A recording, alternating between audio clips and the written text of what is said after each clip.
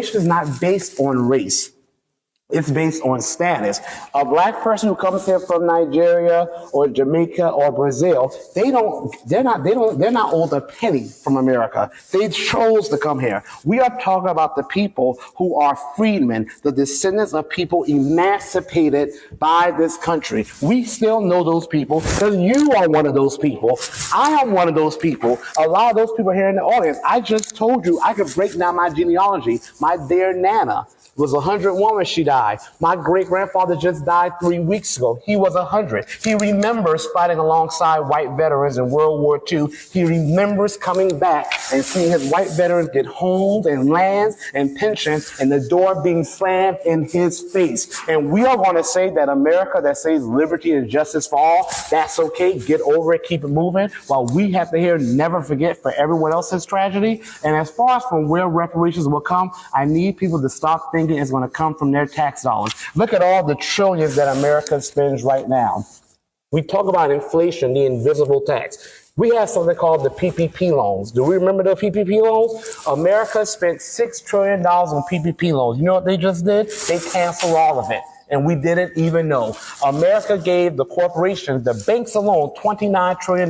You know what they did with that? They canceled all of it. So let's stop acting as if America is as hamstrung by debt as they want to pretend. Because when America wants to pay for something, they find a way to do it. And truth be told, the corporations, again, aren't hurting. The defense manufacturers aren't hurting. It's only Americans who are hurting. And that is a choice. We all know it's a choice. That's why we're running for office, because we know this country can do better. So I refuse to accept that this country can't do right by a people they've wronged for centuries, and I refuse to accept that any justice-minded person thinks that's the right thing to do. But I'll say that that's the best explanation that I've heard of that, so thank you for that.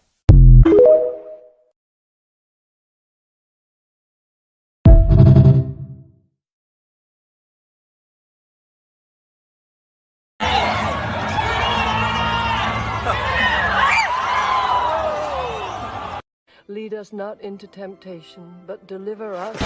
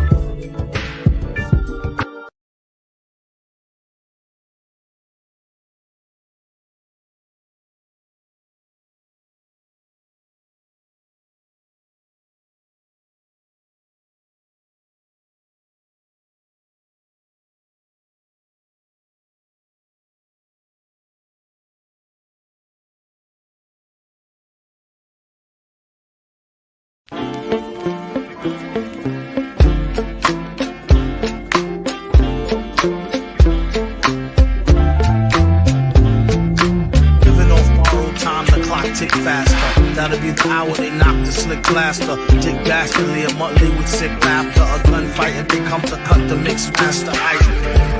And living the true gods, giving y'all nothing but the lick like two broads. Got more lyrics than the church got ooh lords. And they hold the mic at your attention like two swords. Or you the one with two blades on it. Hey you, don't touch the mic like it's AIDS on it. All right. Welcome once again to the Beatzilla PDX official show. I am your host, Beatzilla PDX officially. And this is the weekly wrap up. Ladies and gentlemen, thank you for tuning in this Friday evening. Hopefully everybody is doing well. And we're live.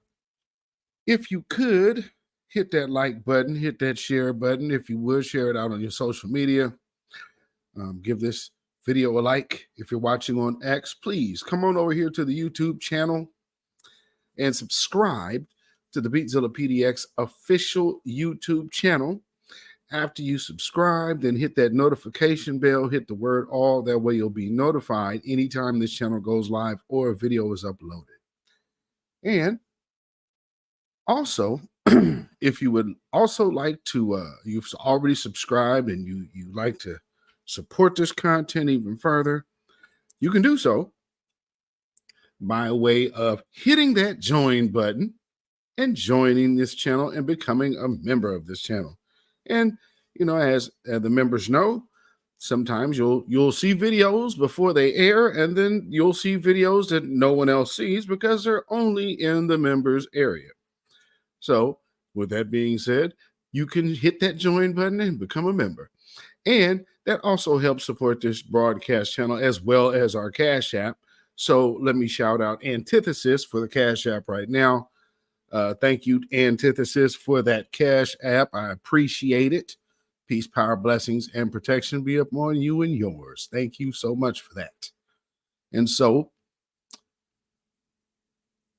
seeing how we do things right here on this broadcast, especially the live broadcast, we like to greet the chat. And it's been a minute. So let's see who we have here. Scylla T in the building. Scylla T in the building. Jersey City is here. Black first. Appreciate you for being here. The Church of Black Power in the building. Salute to you. Thank you for being here as well. And Key Prince, welcome. Thank you for being here as well. And yes, thank you for being a member.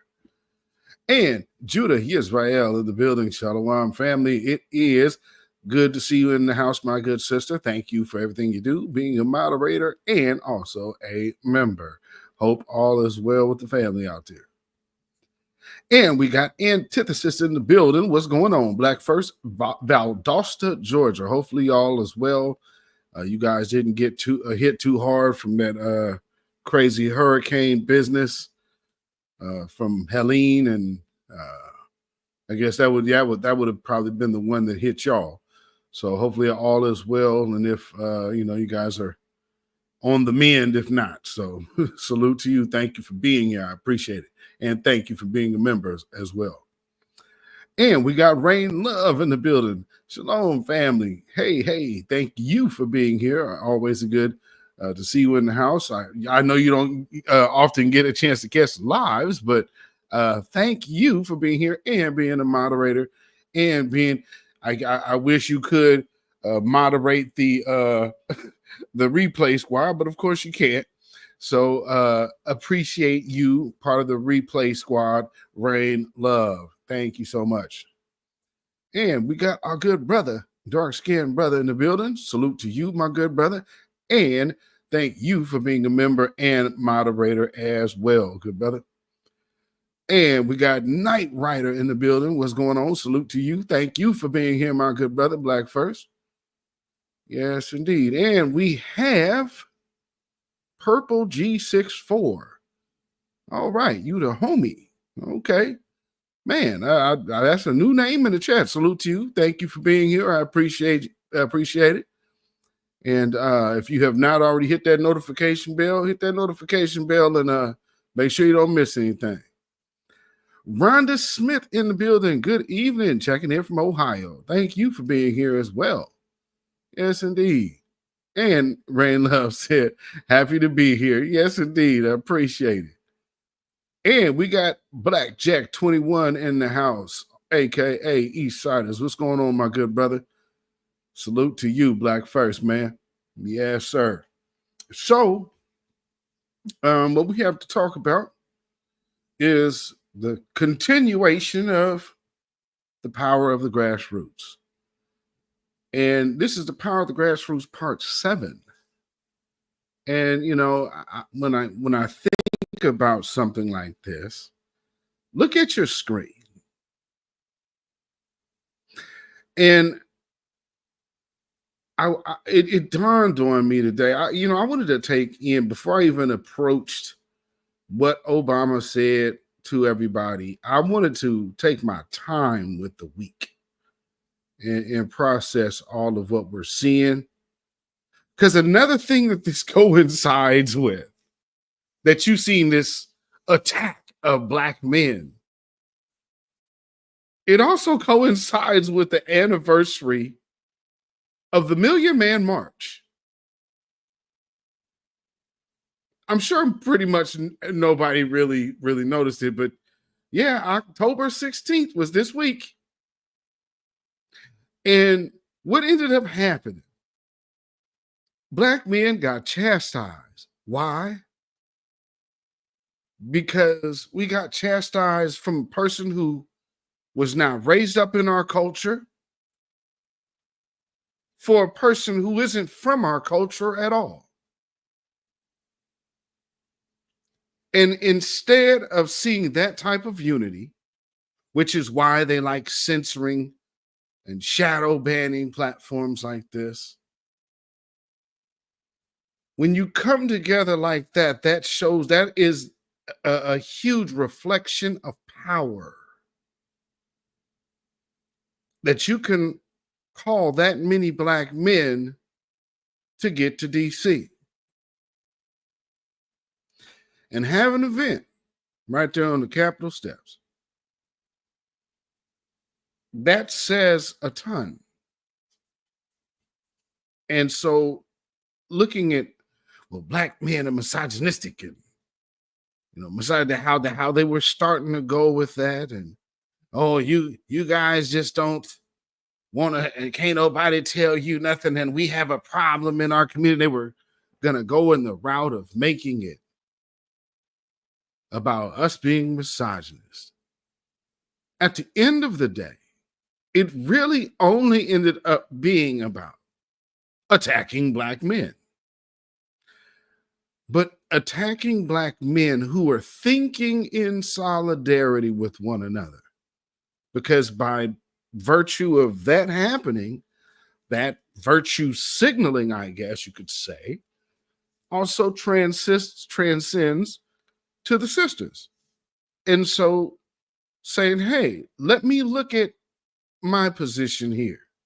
Because, there's a lot of work done to Black women to get them to identify with the issues of other women, while other women are really the only benefactors of whatever law or program can come about that they need Black women's faces and energy for.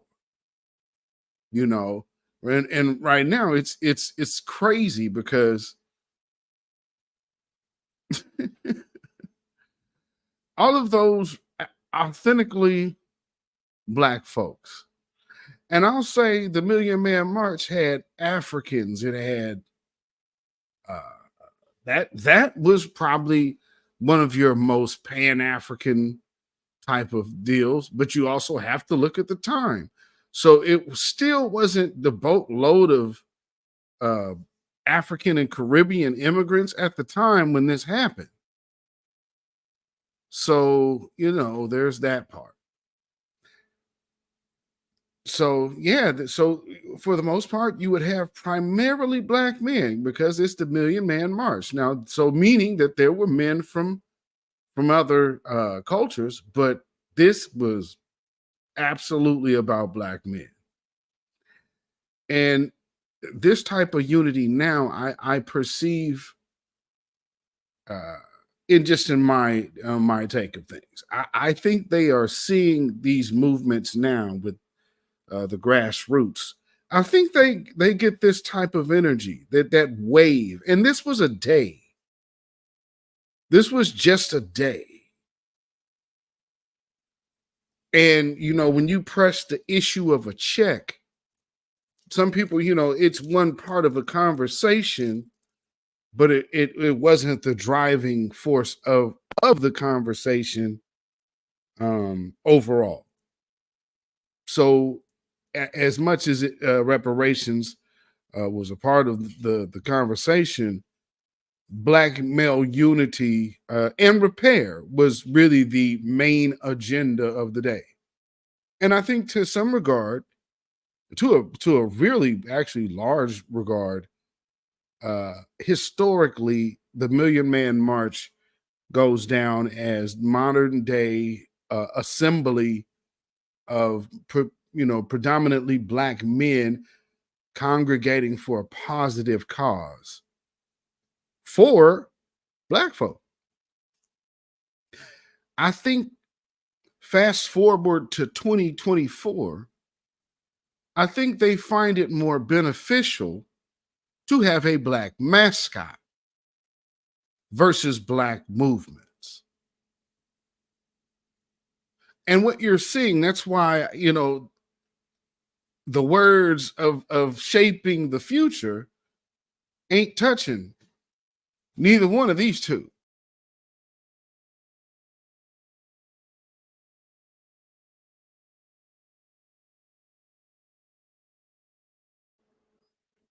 Okay. Hopefully I'm there. Hopefully I'm there. You can hear me. Okay. So like I was saying, neither one of these two are tied to the majority of the lineage or of why everybody even came together out here. So now when these people who are basically, think of the time frame when the Million Man March was going on. Kamala Harris was in California getting down with Willie Brown, and Barack Obama was in Chicago getting his career popping, probably still living with the white woman at the time. You know what I'm saying? So just think about, for what I'm saying is, I perceive that it is more beneficial to them to have these mascots. And then on top of that, they're immigrants. Because what you see on Shaping the Future over here on the right, the image on the right, you see facelessness. You see leaderless movement. Over here to the left, the mascots that they want you to believe should be your leaders. David Boyd in the building. Salute, David Boyd. The Bronx is here. Black first. Thank you for being here, my good brother. And Extreme X. Hello's brother Zilla. Hello, brother Extreme X. I appreciate you for being here. Thank you for being here on this Good Friday Eve. Appreciate it. And Shabazz American Friedman. She promised to be unburdened by what has been evil incarnate. Ain't that the truth? Shout out to you. Thank you for being here on this Good Friday Eve. So with that being said, it's getting to the point to where I'm seeing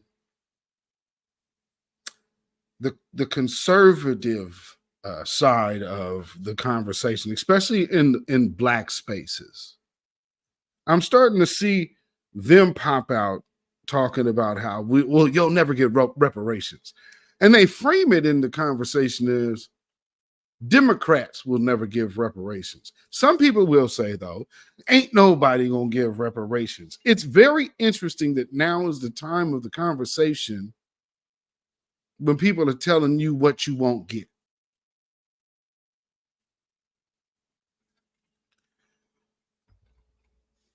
See, with this, think about this.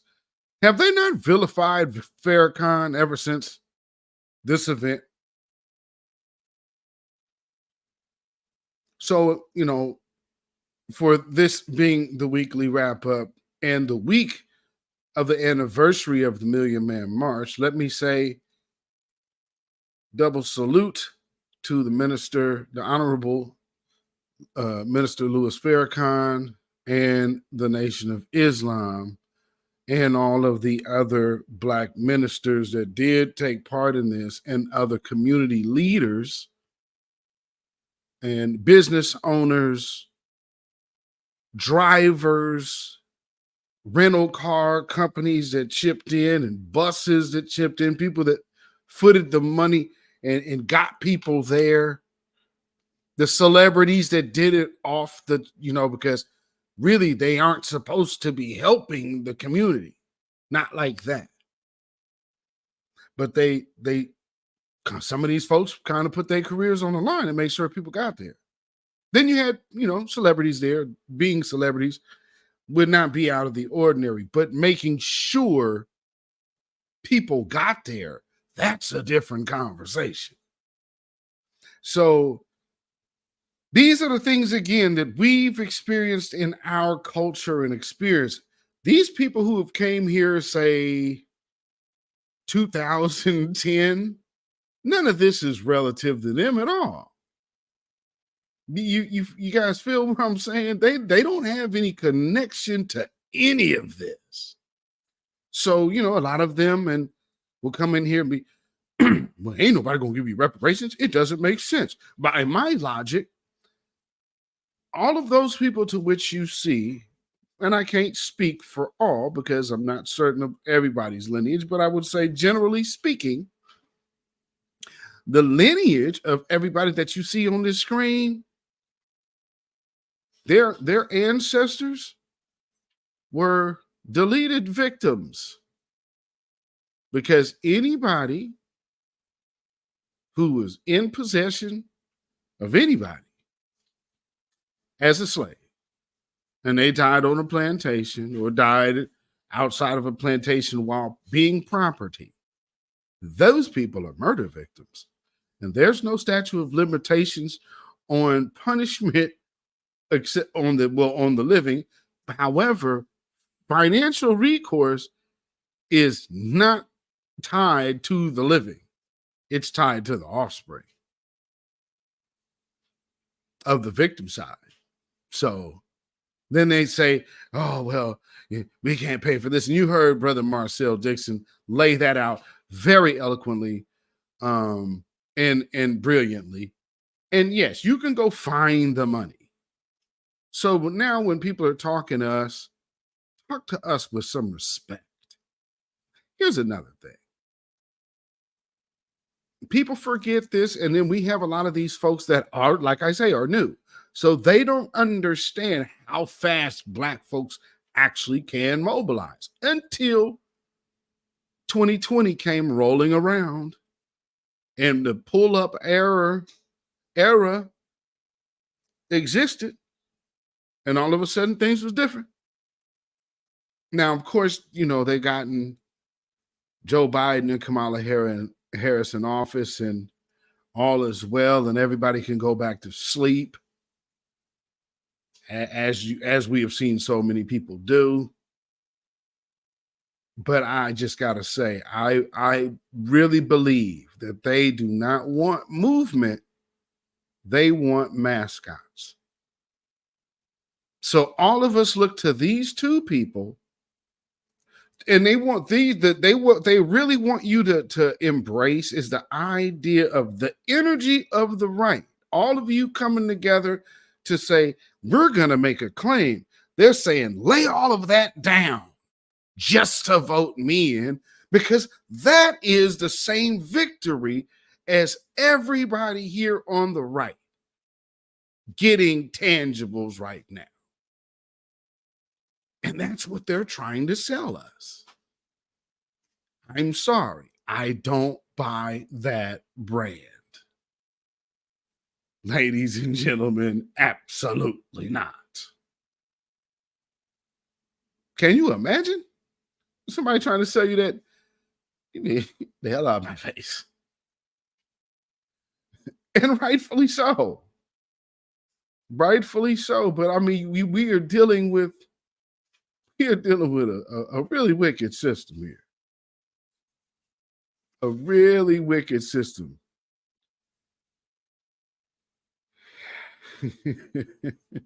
I have those clips in here. No, hold on. Something about, how everything is played out this week. And like I said, they do not want black folks. Well, number one, they don't want black men thinking for ourselves. They absolutely hate the idea of that.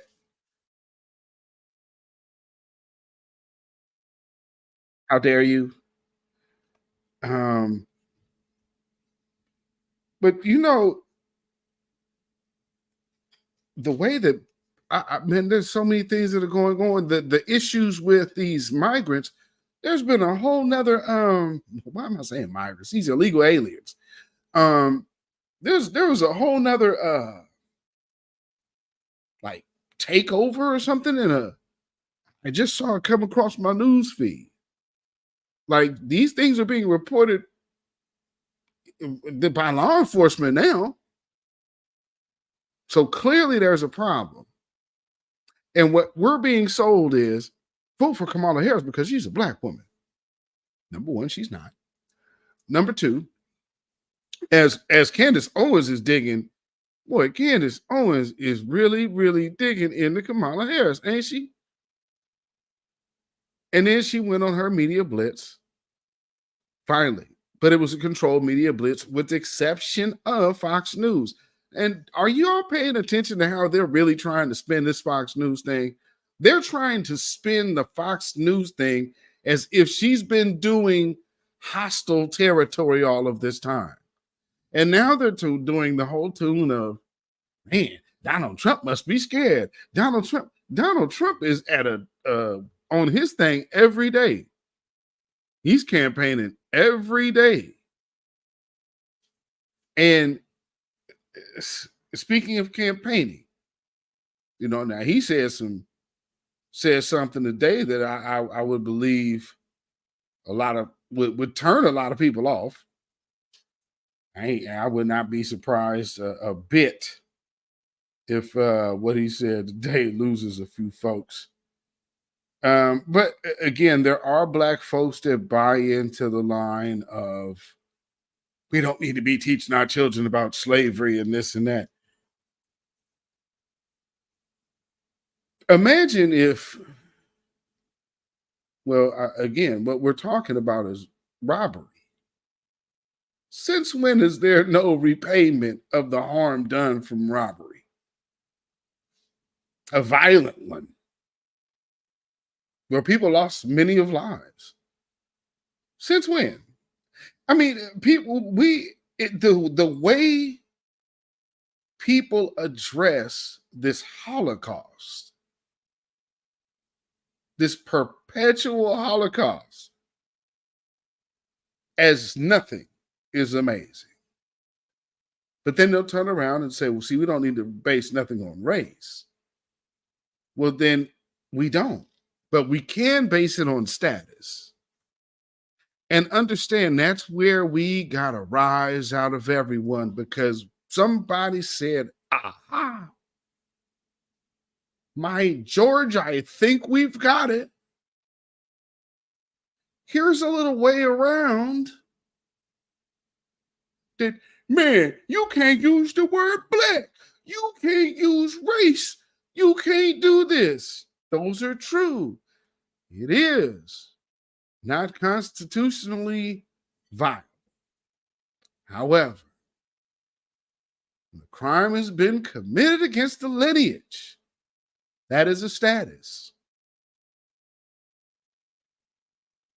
It's not race-based. And from my understanding, I did not see it, but I heard that Jill Stein told Jason Black that she was in support of race-based reparations. No, I don't think so. And what I played at the beginning, Brother Marcel, Dr. Martin Luther King's daughter, Bernice King, she actually retweeted it or reposted it on X. Anyway, guess who chimed in? Greg Carr, Roland's buddy. And he's, I tell you, got to watch these Pan-Africanists. I told you they was about this disrupting lineage-based reparations. When he seen a king was on board with the notion of lineage-based reparations, he tried to come and start introducing some kind of hate conversation. But the one thing she did, I'm glad she held it on this one. She told this hating Negro that all of these other people around the world who also have their grievances can seek their grievances from those governments, even America, for those few who are tied to it. But and this is America, so you better be clear about one thing. They're going to want to know who gets the money. And so we make it real simple for them. Lineage based. You ain't got to worry about all that, all black people and all of that. We ain't talking about race. We're not talking about skin color. We're talking about lineage based. The families of this country. The undeportable families of this country. Like mine. Undeportable. Not a person who was just here, first generation. We ain't talking about you. We talking about people who know what old money look like. We ain't talking about you. All y'all know is big face 20s. That's all y'all know. We ain't got nothing to talk about. We ain't got nothing to talk about. Ooh, the big face. That's all y'all know. No, sorry, you're too new for me, buddy.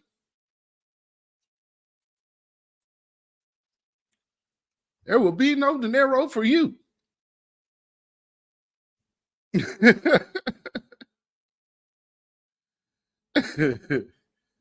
Man, you better, man, just to show you how grimy people can be.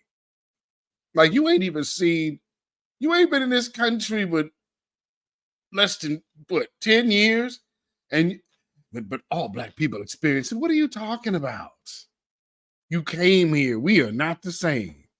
Well, all of us are immigrant. No, we are not. I've seen this this little clip. Where is that at? This woman is here it is. Hold on. This is what Bridge, Detroit migrant. Let me see what this thing say. Immigrant resource fair.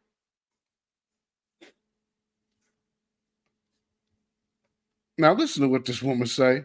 I don't understand. Even people that come from their own country do it.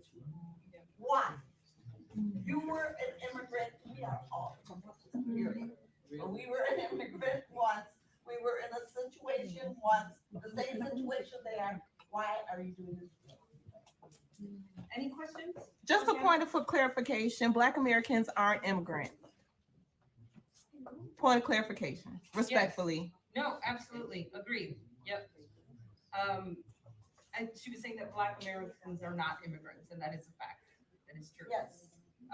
Okay, so let's see. I mean, this is your The wheels on the bus come off and off, off and off.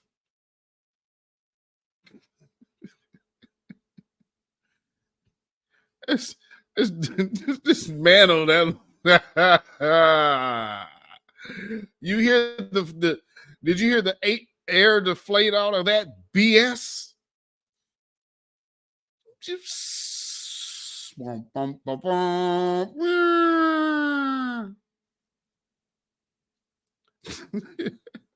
Yeah, ma'am.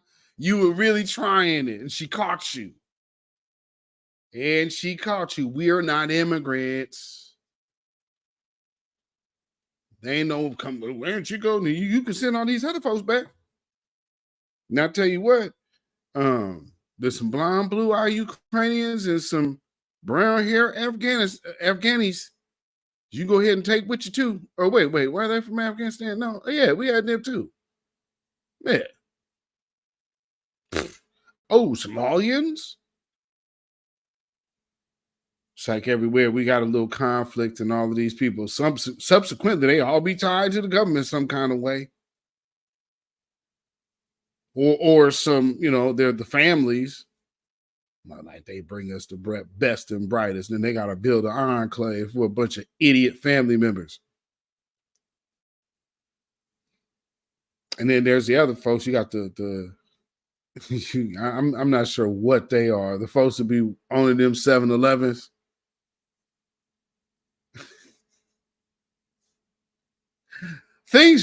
Cultural differences, by the way, that we don't do like others do. One thing that we Black people in America know we can never get away with on the job is work with a customer-facing job. Say a cashier at 7-Eleven. And nowhere on the planet are we going to be able to see a customer, bing, bing, walk in, and I'm just on my phone. Yeah.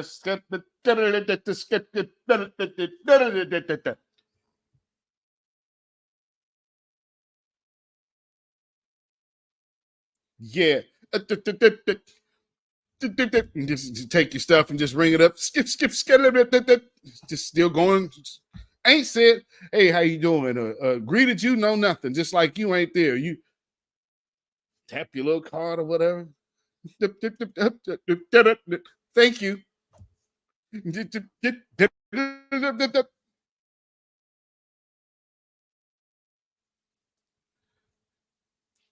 Not trying to be offending anybody, but this is what it sounds like to me. And that's something we could never get away with. I mean, think about that. You walk into a 7-Eleven, man, come on. Or they got the earpiece in. Oh, just be talking away.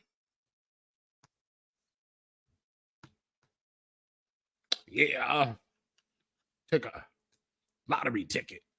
Skip.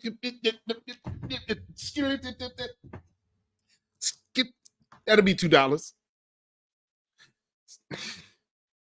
I mean, it's like any 7-Eleven you go to up here in the Pacific Northwest, that'll be your experience. That's gonna be your experience. You walk in, man. If I'm lying, please. Ooh-wee. Whoever is owning these 7-Elevens ain't taught people. Customer service is not on the menu. I guess they figured, hell, they just be glad we giving them this cheap stuff, and we take EBT.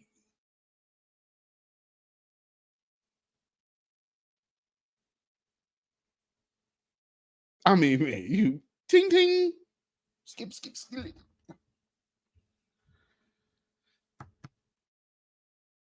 Hey, my friend. Oh, come on, man. Come on, man.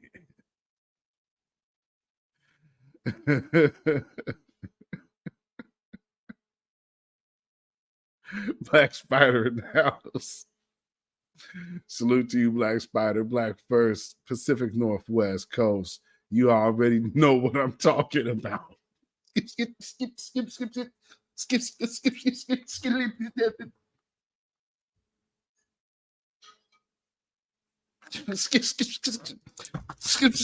That'll be $5. Skip. Lord, thank you for being here, being a member. Salute to you, my good sister.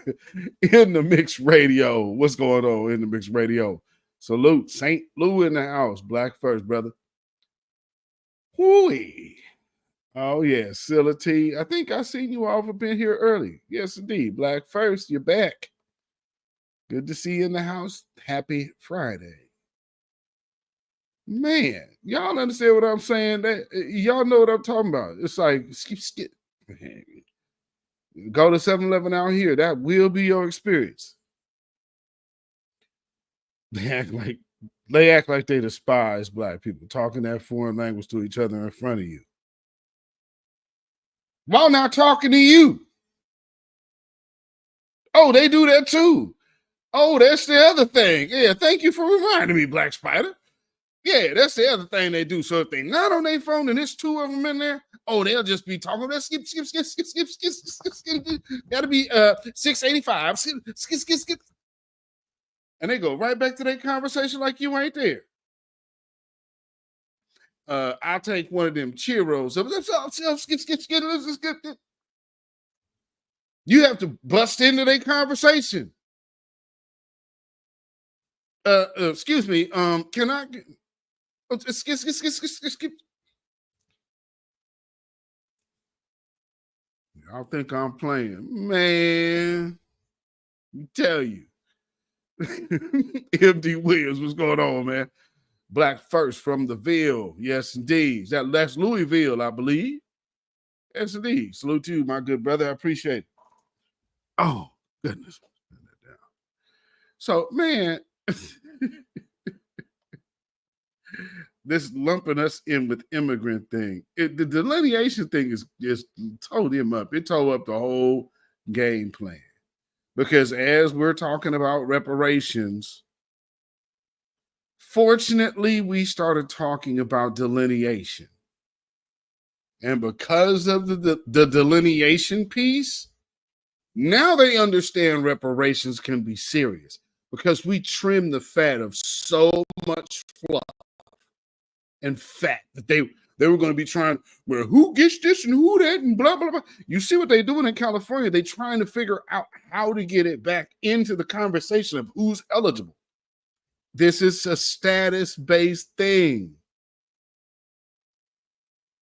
And so we've already got past that. They trying to sit up here and do they're trying to play the mind games. That's why they're sending these other folks out.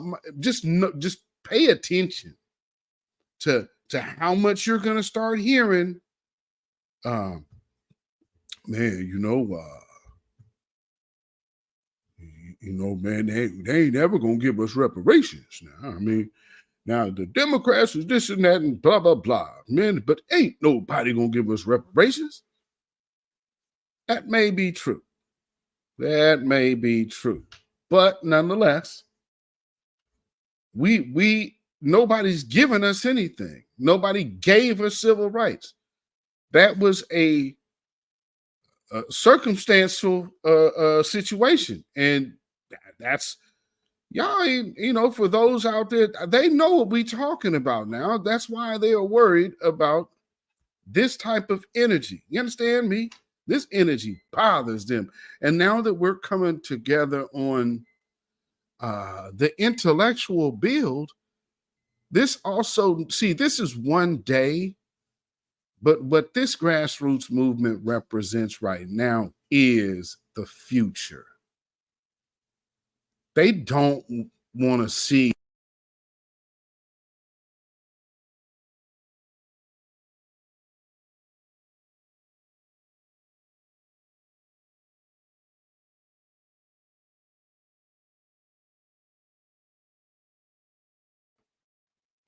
Yeah, I guess we're doing that tonight, huh? Okay, yeah.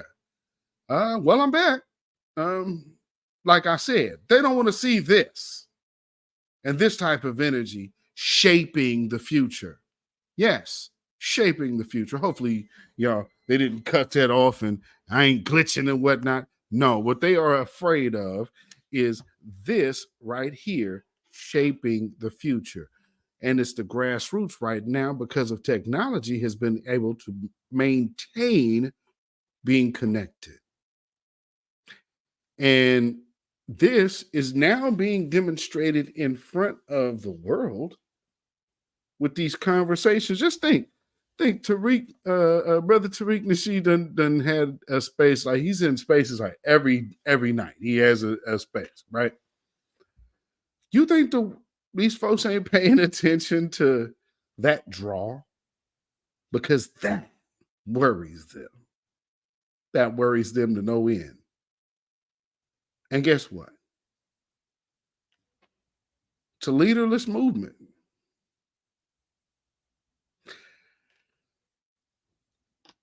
Maybe that is, when you think of Christianity, right? And people say, it's the God in me. Maybe that's just what's being embraced by the masses, is the exceptionality of themselves coming into the realization of our own greatness, collective unity that changes things just like that. Why can't Black folks ever get together? Because too many people have sold out. But the grassroots, that has a different built-in mechanism. That's what they can't stand.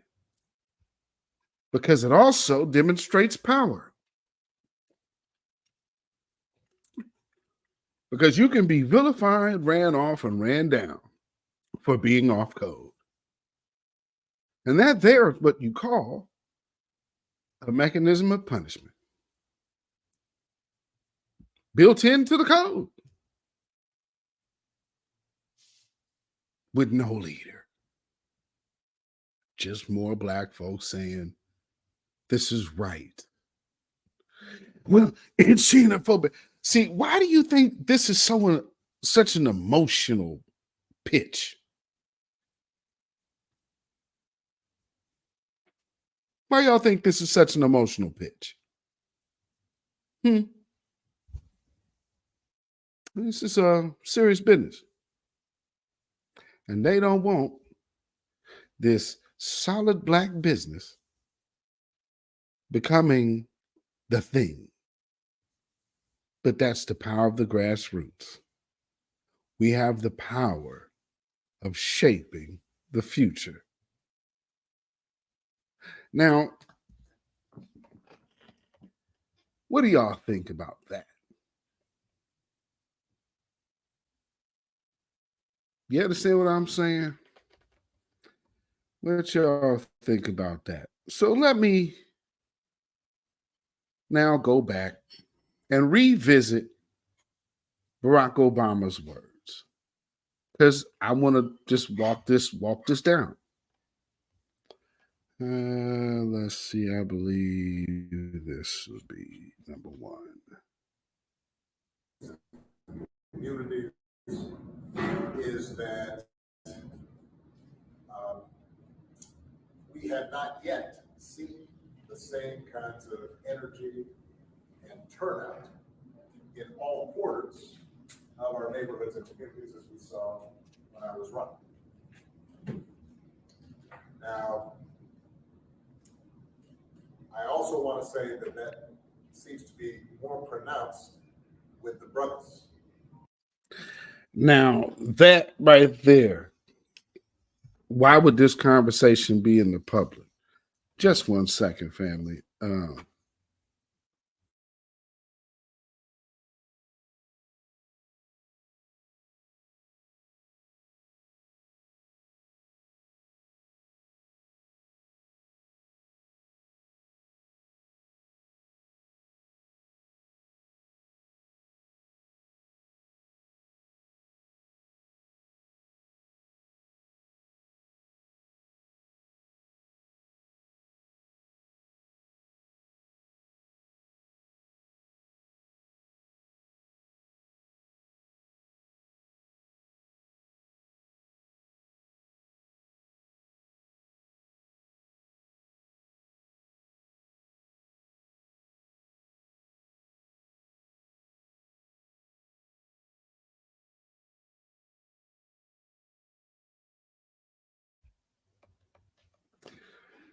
right? All right. So where was I? You know, they're doing the my son getting ready to go back to the dorm. Heading back to the campus. All right, so let's get back to what we were talking about because he's like, hey, it's more pronounced about brothers. Okay, what are the things about his whole campaign in the first place is that he was voted in. People voted for, and not only that though. For those who are too young to remember, they kind of did the same thing with Kamala Harris under Barack Obama in 2012, which is a speech I played here, which because the speech she actually gave in 2012 is a lot. What you hear today is pretty much the same speech. She just had Mitt Romney instead of Donald Trump. He wants to take us back. It's two ideas of the future. One goes back and the other goes forward. It literally started in 2012. But so anyway, with Barack Obama, back in, I think that was 2005 at one of them conventions. Is that it? 2005, 2008? No. So somewhere around there. Or is it the 2000?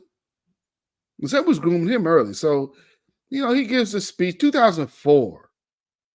2004. That's the 2004 convention. So he gives a speech.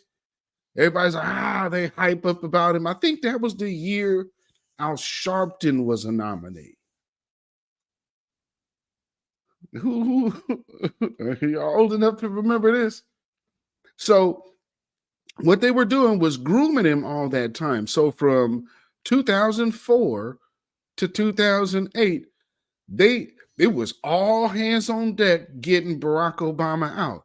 At the same time, there's this radio dude, which I don't know where he is nowadays, but this guy named Michael Baisden. Michael Baisden had a radio program based out of Chicago. And so that was kind of a black base connected to the soil that Barack also had at his disposal. It wasn't Charlemagne the God. It was Michael Baisden, the grown man, with a grown adult mid-age radio show. And that was what was reaching the people at the time. And so you had that moving. Kathy Hughes had her news joint moving. So you had Radio 1 popping off. That's how Roland Martin kind of got his foot in the door over there because Warren Ballantyne had a little bit of legal issues because he was telling folks that, hey, before this crash comes, y'all need to go ahead and start filing bankruptcy right now because by the time the smoke clears, your bankruptcy will be off your credit. Lo and behold, he was completely right. And they ran him into the paint for it. They ran him into the dirt, tried to give him some time. He beat his case, but yeah, it pretty much, took him out the game. He wasn't on talk radio no more. Not like that ever again. And they ran with I'm in here filling in. And now I'm the new host. And that's how we got stuck with Roland Martin. But like I said, and that's why Roland Martin, I guess he figures this whole wave right now, this is a reason why you see a lot of these guys sweating. Because the big payoff is now or never. This whole regime right here is on its way out. And everybody with it. Joy Reid, why do you think these folks losing their minds?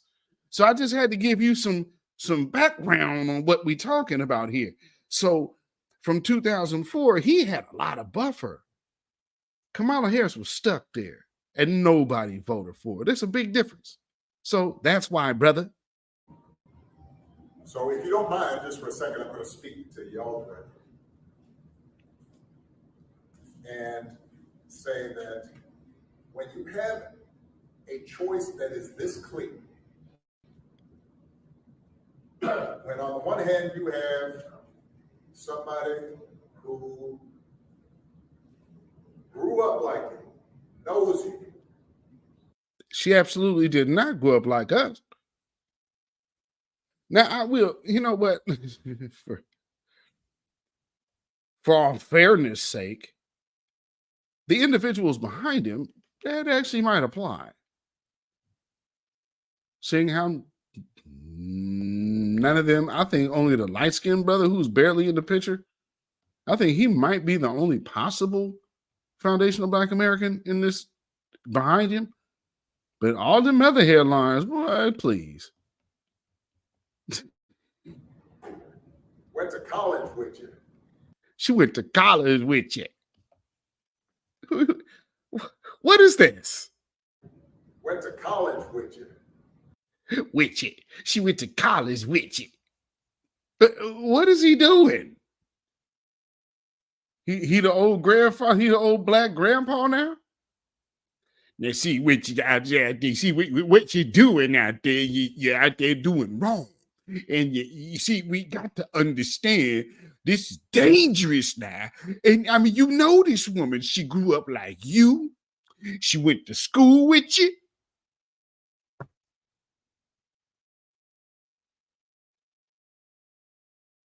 We getting double Black Senate now. She went to school with you.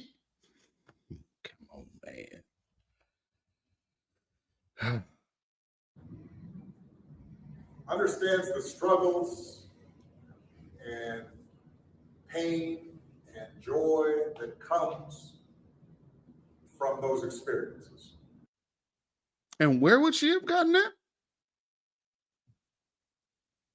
Because I know she lies. I mean, she tells everybody that she grew up in a Black church with a Hindu mother in Oakland, California.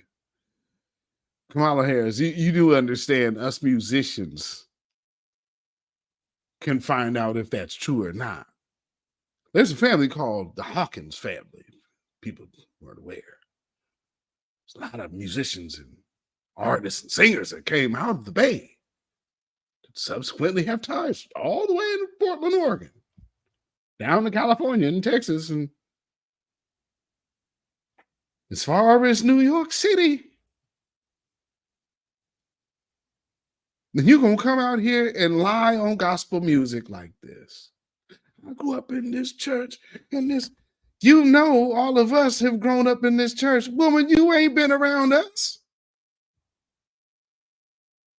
You ain't been around us. She knows this. No, she don't. I know she's a liar. That woman is not grown up in the, and see, here's another problem. See, tell us. They lack this integrity. To be honest first, to say, I got to speak my truth. They are naturally built to speak their hustle.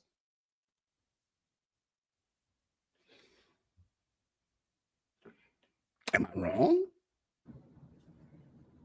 Just had to work harder and do more and overcome and achieves the second highest office in the land.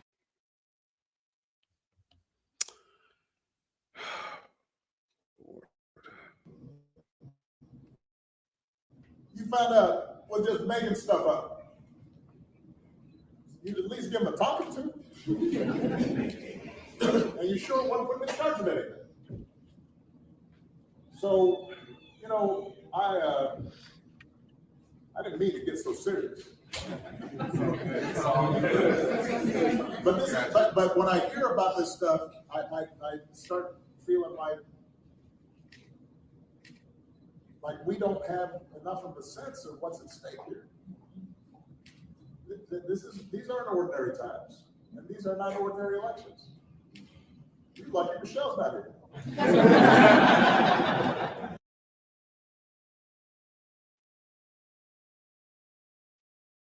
Word. No, you guys lucky Michelle ain't here. She'd be coming in here finger wagging more than me. Because, you know, she a real black woman.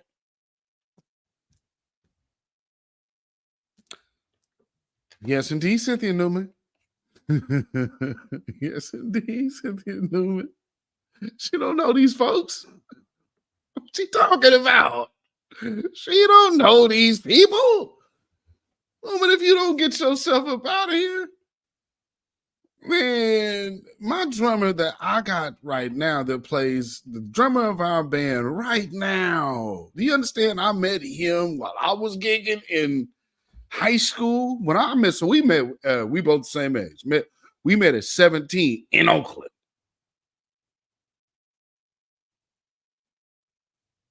At the GMWA board meeting. At the big giant AME church right down there downtown. Not too far from where the church that she says she belonged to was at. You would never imagine some of the guest choirs that night. What she say she grew up at? I mean, I guess, oh, well, Amos. Yeah, I guess.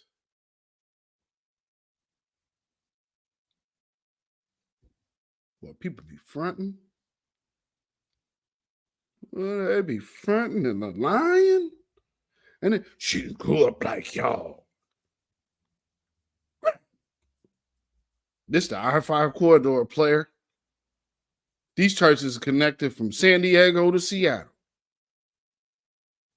She ain't grew up out in like that. What, are you kidding? No, you ain't gonna be able to pass that one off. See, this is another thing that tethers don't know. There's certain things that you ain't never go like. We will automatically know. Oops, that's a lie. They'll be like, oh no, I'm convincing. No, we know you lying. Because we know what we know. Family affair business. And these tethers be coming out here. Do you see how unprepared and how they say they know us, but how detached from how our culture they really are? I guess, you know, when it comes down to it, how much have they talk about code switching? The true code switching for us is speaking without speaking. They'll never understand that. Saying what I'm saying with not saying what I'm saying. Understand what I'm saying? They not cut like us. We be talking astrophysics right in front of them. Boy, I'm telling you what. You go ahead and try to ear hustle if you want, make your brain hurt. I'm talking to a room in front of a crowded room full of strangers. You will hear what I'm saying. You will understand what I'm saying. Everybody else be like, what are they talking about? I've seen conversations we've had online. You see these white boys try to chop up in there, be like, I don't understand. I know you don't. That is the standard that we need to apply. And that's not xenophobic. Either you one of us or you not. There's just certain things in our culture that we just automatically know. And so if you start talking like this, or like how some of these other people be doing out here, we gonna sniff you out. Where's your family from? And oh, you're xenophobic. No, your lack of understanding of foundational Black American culture is what has me asking, where are you from? That's why I'm asking. She really talking. Serious about this stuff. So, but here's the good news, right? The good news is that not only as Attorney General and as a senator and as a vice president and now as the nominee for the Democratic Party, Kamala has made us proud. She has been out there. If you got that, I hope y'all watched the debate because that wasn't close. That was like Mike Tyson. Back in the day, you know, it was like, oh man, Stop that now.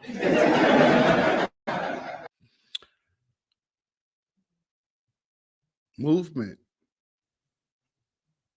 versus mascots. They want mascots.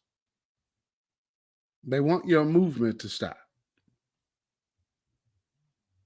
And that much is clear. Let's hear some more of this.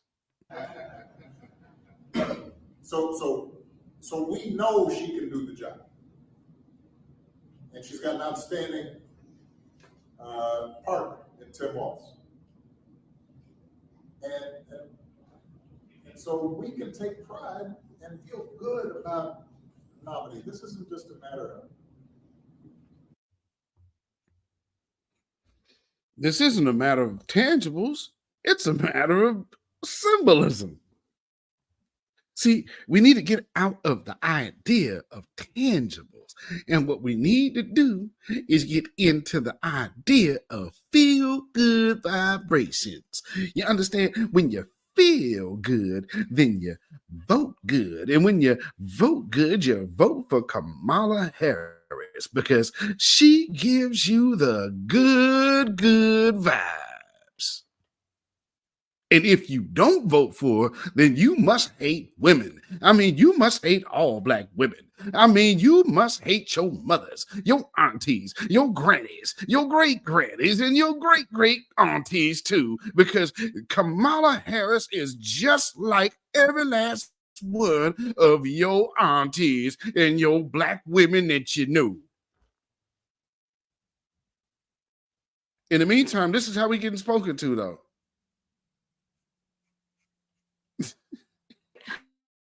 But, you know, we can't poll people's hearts and we can't see into people's hearts. And so when we're looking at these polls and we're looking at who is voting for Trump, you've got 53% of white women that voted for him in 2020. We've got to reach those women. We've got to reach those ridiculous, crazy Black men that.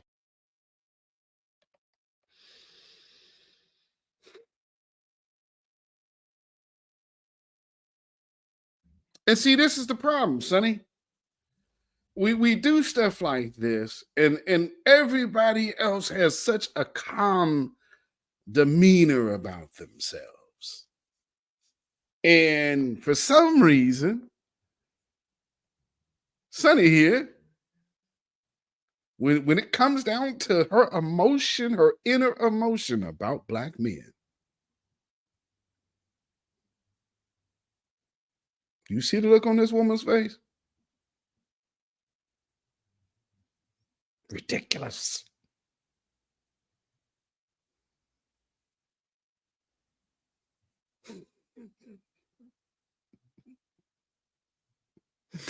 How can a party that has spent the last 8 years everything they could do talking negative against Black men, what are we talking about here?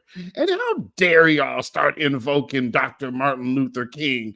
Do we have to remind you about our icons being besmirched by your little weirdos out here? Look in this corner here. Do you all remember Miss Septimring here?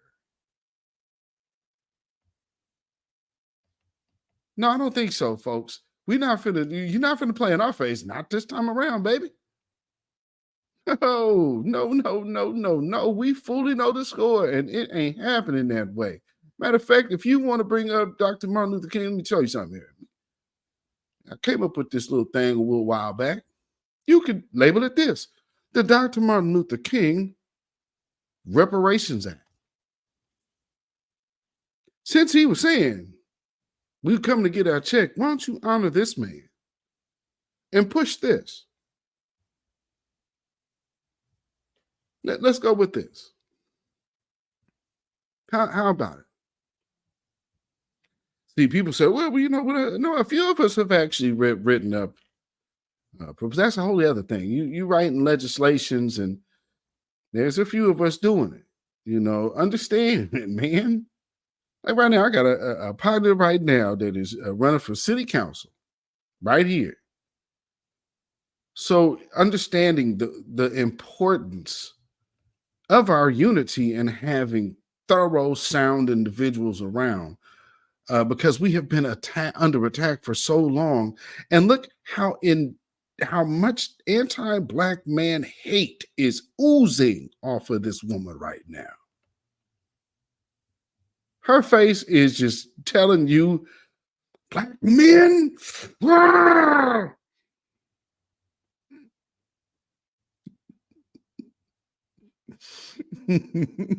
Cynthia Newman in the building. Salute to you.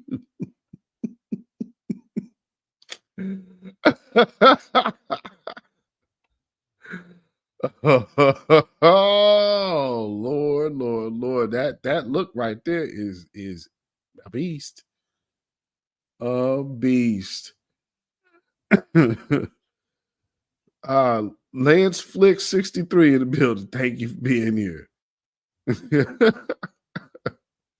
And we next, aka Dark Skin Brother from the other account, and also a member. Salute to you, my brother, as always. Man.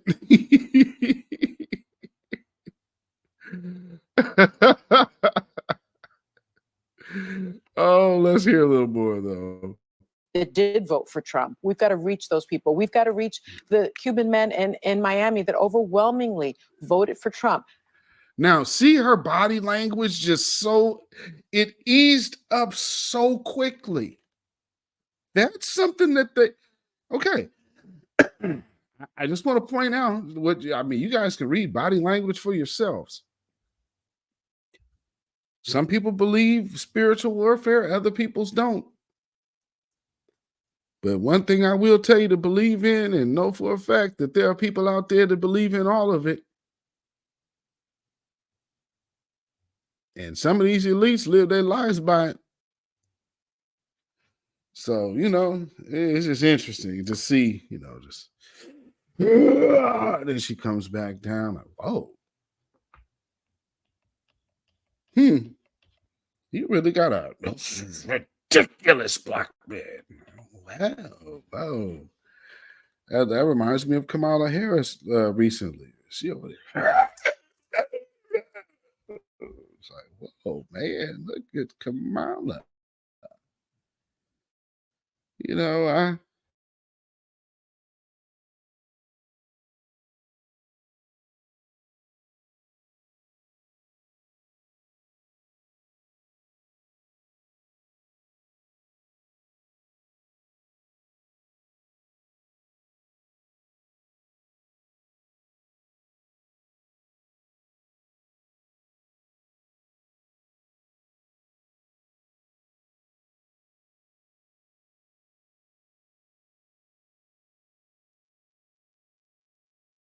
Okay, well, yeah, I'm not sure why I just had to do a restart, but my computer just restarted out of nowhere with no kind of forewarning at all. Well, we having a hell of a time with this broadcast tonight, ain't we? Yeah, they don't want this conversation. There's somebody upset, but again, like I said, we're here because we're shaping our future, and obviously, this is bothering somebody. Y'all feel me? This is bothering somebody right now. They are triggered. Let's get him off the air. These people over here and their damn Black positivity. Over here talking about being exceptional. I wouldn't feel if I was exceptional if I was coming from people who were slaves. Yeah, well, you not us. Because you don't see the strength in that type of resilience. But I guess a coward never would. So, I guess there's that part too. All right.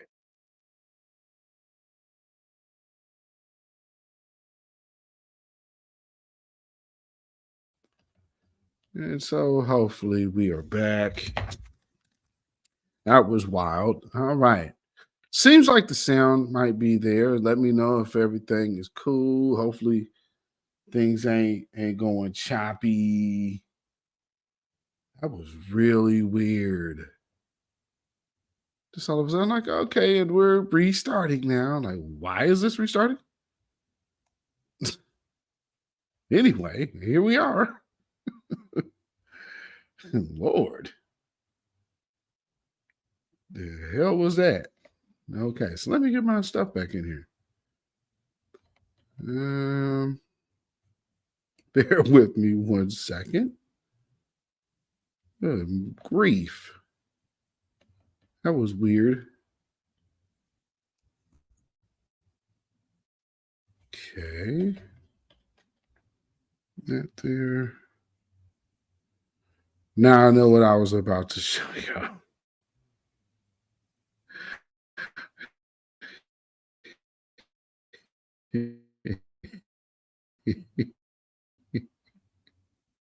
Okay, here we are. Yeah. Here we go. So, like I said, there was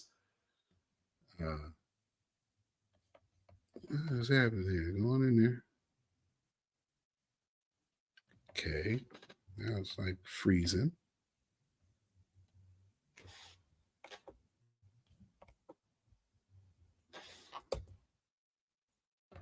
Okay, this is really impressive tonight. Let's get on here. Come on now. All right. Yeah, you know what?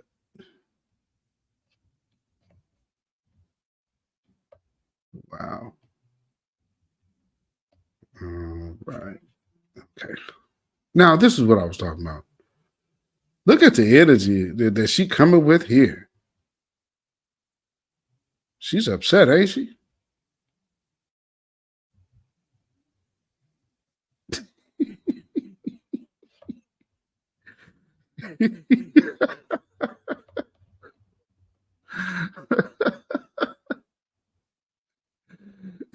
I guess they'll say, "Oh, she's showing emotion," and the one thing that you're seeing, who was that?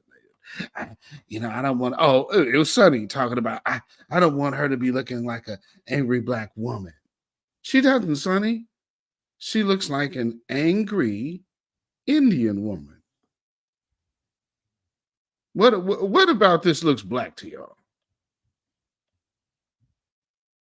Definitely don't look black to me. Don't know what black woman y'all see.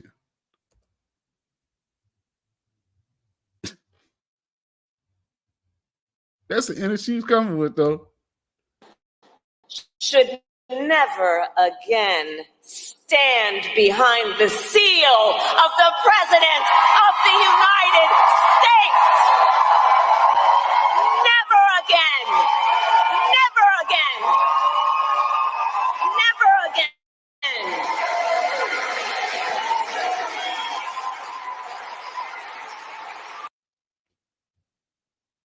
I'm Kamala Harris, and I ain't no punk.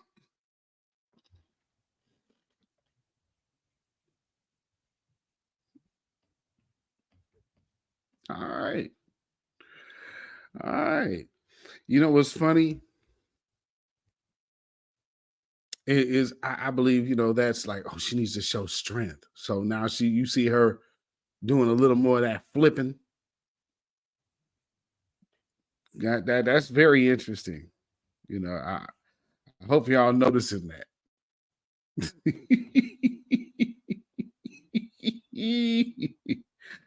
Now, let's see. Where do I want to go to?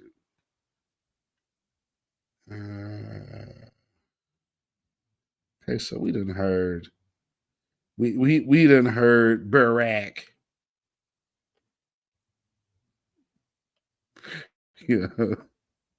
Them good old supremacists used to say Barack. So this was a question that also got some response. So Michael Strahan, who is also on ABC, of course, former football player, and now he's doing television or whatnot. I guess they were upset at this guy, man. And what's funny about it is he just asked a question, and they're like, oh, they jumped all on this dude. So again, showing you the energy that they have towards black men. Just check this out. Playing the audio. Vice President Harris was asked this week on The View if she would have done anything differently than President Biden with President Biden that he has done in the past 4 years. And she said, quote, "There's not a thing that comes to mind." And she later said she would have a Republican in her cabinet. Yeah. And when it comes to President Biden and the presidency, would you, or do you see anything that you would have done different? Yeah, and look, as a governor, I was asked to be governor of this state when Donald Trump was president and when Joe Biden was there. And I watched Donald Trump dismiss the COVID pandemic. I watched him drive an economy into the ground. And I watched Joe Biden and Kamala Harris pick those pieces up. And I think for all of us, we make decisions, we reanalyze afterwards. I think the thing that drew me to this ticket, and I think what the vice president's talking about, is that her values on these hasn't changed. They have been working for the middle class. They've been doing all they can to make sure prices come down. They're protecting reproductive care. So it makes me want to ask you, do you think that Biden's done everything right? Well, look, I don't know if any of us do everything right, but I can tell you he's done everything in the best interest of the American public. And they were upset at Michael Strahan for that question to Tim Walz. That makes no sense. They were really upset at that man. And it just brings back, how upset they were at a black man for asking these questions. I don't get it. Well, I do, because see, here's the thing, and this is another problem that the Democrats really have to examine. You have been team hate black men for the last almost 10 years now. Look at all the propaganda coming out. I mean, I would see the posts that I used to see were crazy. You got them, what they say, shea butter Twitter, the divestors and all of that. And then look at who all has been, divestors. We're bullet bags and this and that.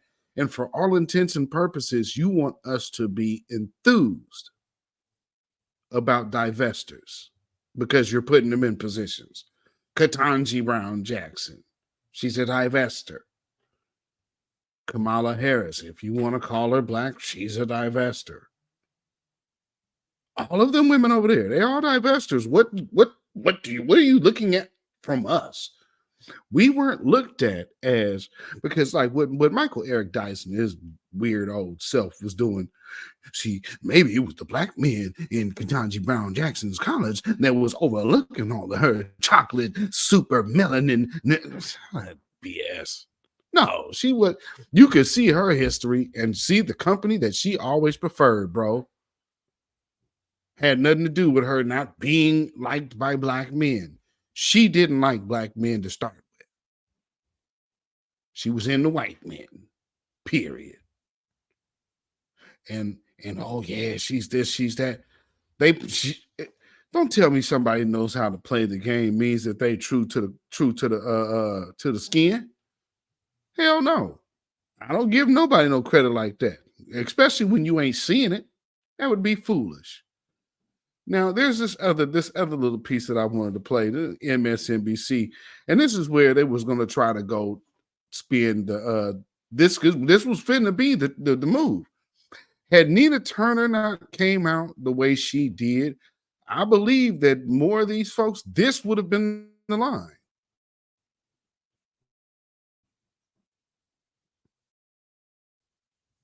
Nope, wait a minute.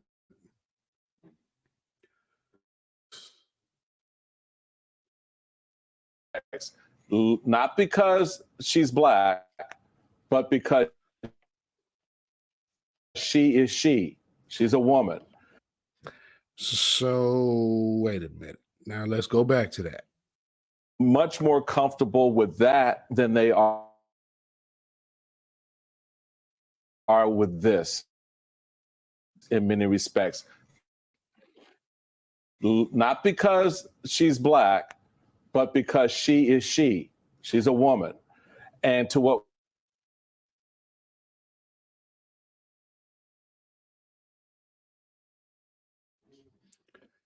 one of the places that is very, very kind of prominent, the Indian caste system, to which Kamala Harris hails from. We haven't heard any talk about that. Have y'all noticed that even the people within the Indian community and culture have not even brought up anything about the caste system. Here's another thing. Where's the town hall for the Asians? They getting laws. We're getting promises 4 years later.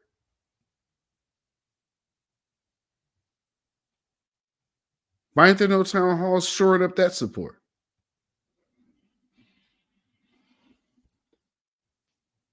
One thing I will say is she did debut her candidacy with RuPaul.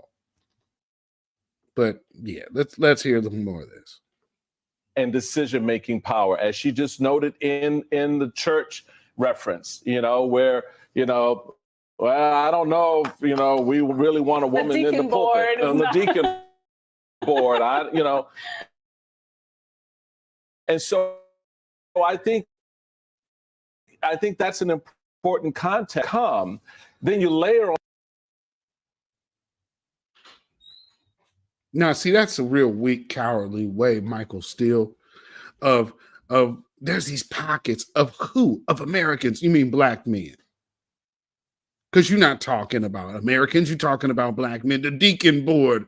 Come on, we know about them. Made the reference about the church. Well, you ain't talking about the Catholic Church or the editor.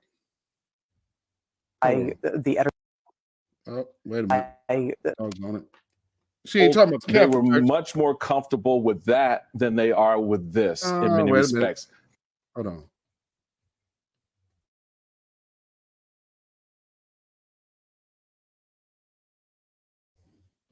All right. Let's see, where was I at? I made a point about the Biden campaign. Mike. That's the problem. No. But it's the combo meal. Share, it's 100%. the white women who got their own thing going. And a really important hurdle for this campaign to overcome.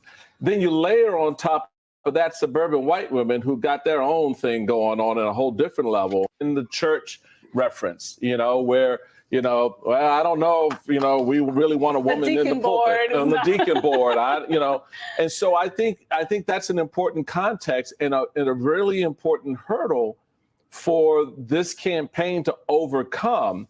Then you layer on top of that suburban white women who got their own thing going on at a whole different level. I feel like they are the ones. People want to talk about black men. But it's the combo meal. Share, 100% agree. I agree.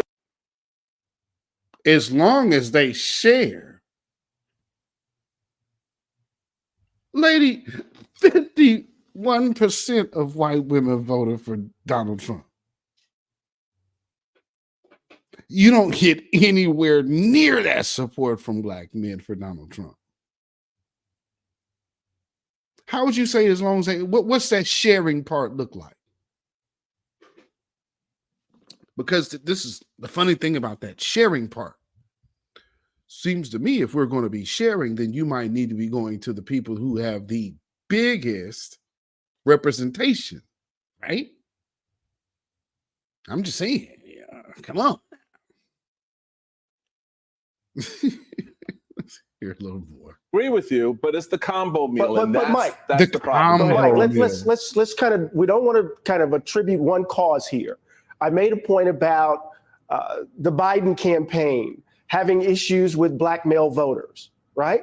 And let's be clear, white men don't have a monopoly on greed. White men don't have a monopoly on selfishness. White men don't have a monopoly on patriarchy or sexism. So we want to be clear that that's a part of this, but it's not the only way of accounting for it. Part of what we have to understand is that there is a deep sense of disappointment with the. Well, I'll say betrayal, not disappointment, betrayal. Number one, this is how it started. And right now, she's not having a problem with Asian voters. To my understanding, also, she's not really having a problem with the LGBTQ. I guess for them, it goes without saying. Because they're like a fixed-in agenda of the Democrats right now. So they're like, well, we'll be taken care of. But this immigrant thing, This immigrant thing is what's being held up. And there's a problem there. And they keep trying to ignore it. Now with us, see what some of y'all might have not really considered this. All of the immigrants in the Congressional Black Caucus right now, shouldn't their time be numbered as well? Their days within them cabinets? And so this is why you might get people like this flaming out, because they see, oh, things are changing. The landscape is changing. And for that old garb and old regime that this is the Clinton hanger-oners that turned into the Obamas and turned into the Bidens, and now they was going to do it with the Harrises. Now we can just parlay up in Washington. For all of you Black folks that think Kamala Harris would even think of employing any of you Negroes, y'all are out your mind. She would get off up in that position and none of you will be hired. None of you. So let's be clear. Let's hear a little more. The Democratic Party. There's a deep sense of disappointment with Barack Obama's presidency. It didn't deliver. It didn't deliver. So you can't come in here and expect Black voters, and particularly young Black male voters who are catching hell, to just simply toe the line. You got to give them something. You got to deliver something. You got to say this is the alternative to what we all know is a bad choice, Donald Trump, but they want to be a constituency that is spoken to, that has policies presented to them. So I want to say sexism is at work here. Misogyny is at work here. Selfishness is at work here. Greed is at work here. But there's also politics at work here. And we have to treat Black constituencies like political constituencies like we do everybody else. That's a fact. And again, here's the problem of why they don't want to do that. Because Black men coming together collectively, then collectively the strong sisters align themselves with these brothers, and next thing you know, just as we did, we had the sisters have a march after the men. Not for some boule connection, but for us. And these are the things that have been missing out of our culture with these new arrivals. You know what I'm saying? And then they tell everybody that, well, man, you know, man, this is going to be horrible, but if he get back in, what?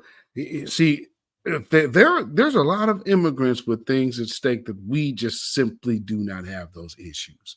And so when they're trying to scare us, Project 2025, Project 2025, family, Kamala Harris just did an interview with Fox News. Out of all the places to slam Project 2025, doesn't look like it happened.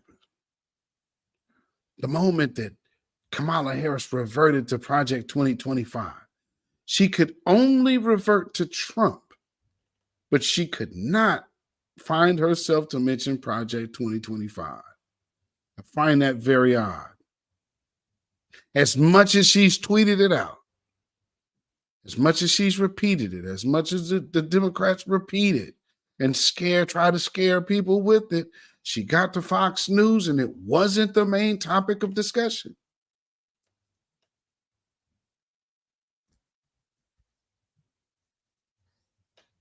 Lance Flick 63 said that's because she is Project 2025.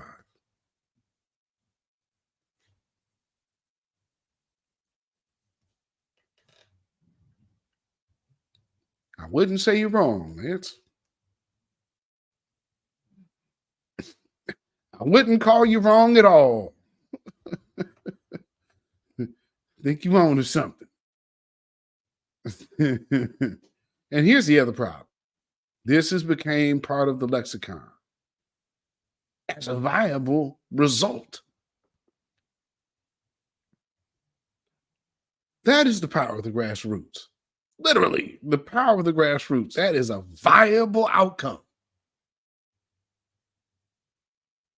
Why? Because we are voting no to benign neglect. But not only that, though, family, I saw this video on Twitter. And so a few of the things that we have issues with this illegal alien border crisis.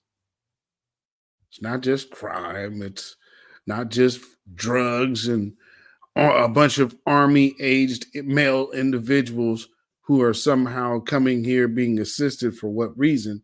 Here's another thing, though. We're getting all of these different elements, and then they are allowed to blend in, but they're not blending in. They're coming in here with their third world ways and coming to scam.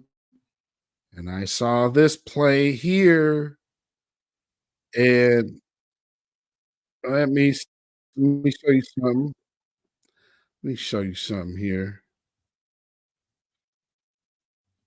This is nuts.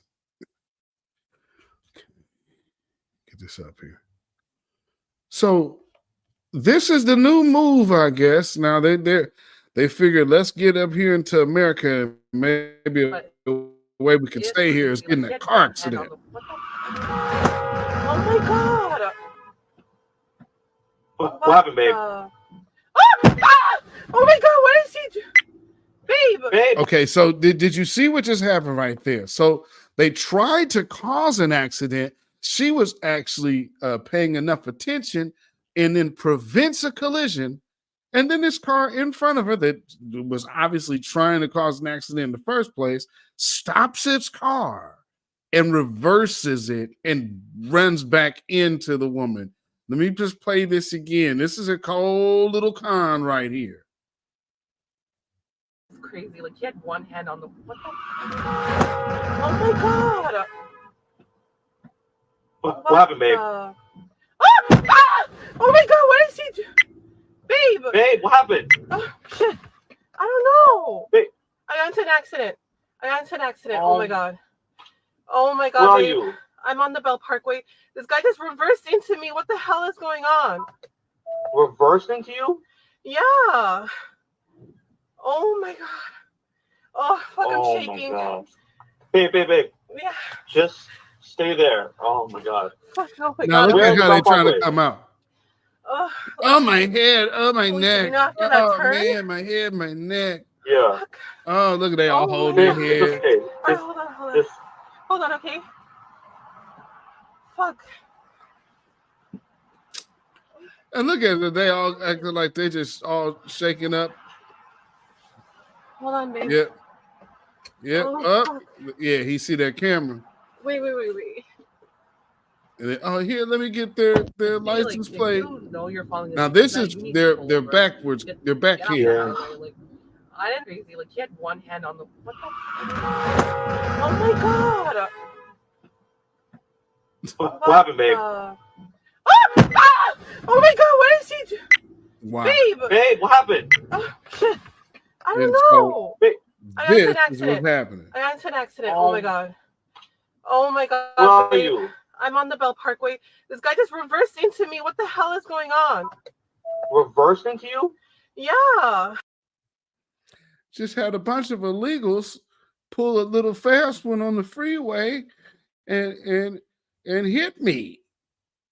Just we tried to make sure this was an accident. Oh crap, let's back up into it. Oh, I'm so hurt. Oh, you ran into me. Oh yeah, we got rear-ended. You little and then you see my man look up and notice that they got a dash cam. He knew his little hustle was done. Just oh boy, he healed up real quick, didn't he? Oh, ooh, there's a camera right there. Ooh. While the other little dummy over here all on their camera, like, I'm gonna video and get pictures of the license plate because this is legal. Fire up the damn jet. Hell. My own personal testimony, we done lost a car by one of these non-driving illegals. We're gonna have to work something out right now. And we did. But it's, man, get it twisted. That's this is what we're letting in here. Man, come on. And then, not to mention, they in a Honda. What did I tell you about these Hondas? They coming over here getting Honda money. They getting Honda Accord money. And this is New York. How much money they getting on them cards out there? They over there breaking them off. They breaking them off while American citizens are just over here floundering and starving. They ain't worth a damn. You understand me? They ain't worth a damn. That's how I see it. But what I do want to know, let's see, how many people got in here? Understanding what we are dealing with when it comes down to the Kamala Harrises and we got cult-like personality in the house. Shout out to you, cult-like personality. Thank you for being here, and thank you for being a member as well.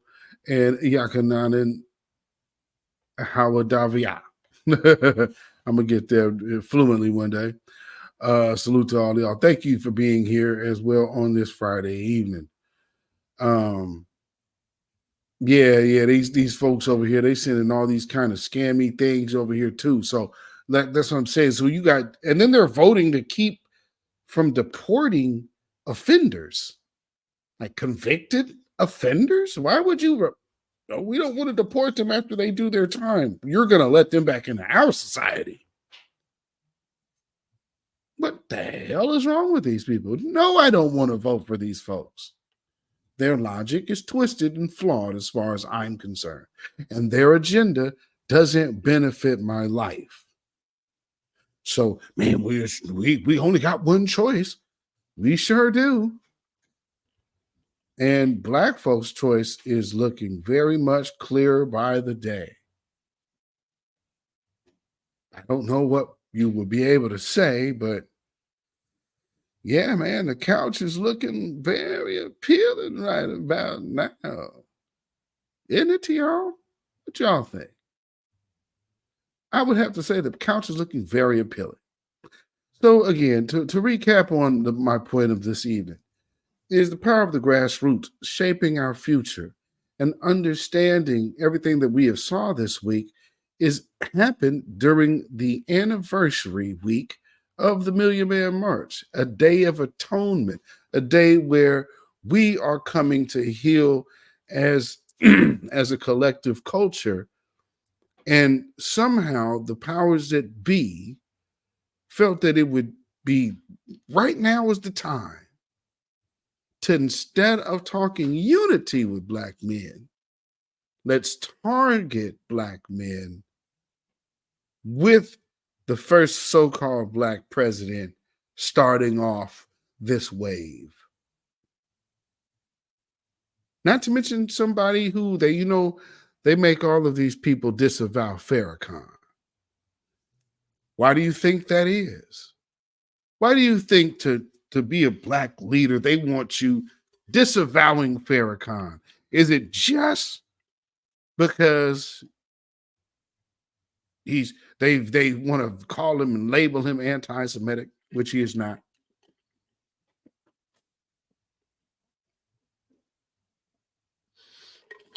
Or is it more that he has led black men and black women down the paths of shaping our own futures? And with the evolution of understanding one's own self and one's group's own excellence,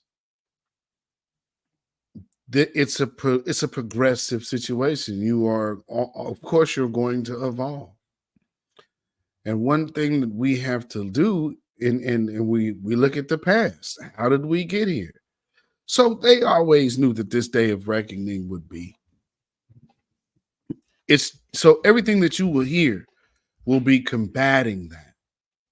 Man, ain't nobody gonna give you no reparations. You're gonna hear that from Democrats, independents, and conservatives. You're gonna hear that from people that say they don't have a position and say I don't vote. But man, they ain't never gonna give you no reparations. So why are you concerned if we do or not? If you don't vote, and if you don't follow politics, why would reparations be in your mouth and concern? And why would you have the energy and the want to argue a point against it? That type of behavior right there, pay attention. I said it a few times this evening, and I'll say it again. Keep watch for that, because it is going to be a lot. But the reason why is because Tariq Nasheed done held 2 of these rallies. You know, my partner in the Certified Truth spoke at the last one. He had 2 Vanguard members speaking at the last one.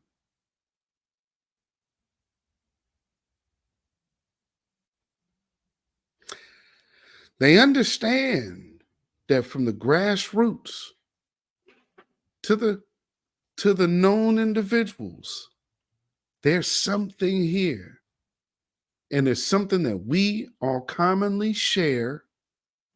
And when we get together, it shows. And they don't know how to disrupt it. Well, I guess in all honesty, you will never be able to disrupt it, because this wasn't a started movement by any organization or outside group. This is solidly by the Black grassroots. And I mean, say grassroots, you're talking about the average working man, the average working woman, the student. People are creating platforms. There's been a lot going on, rallies, pull-ups. Yeah, see, this is the thing.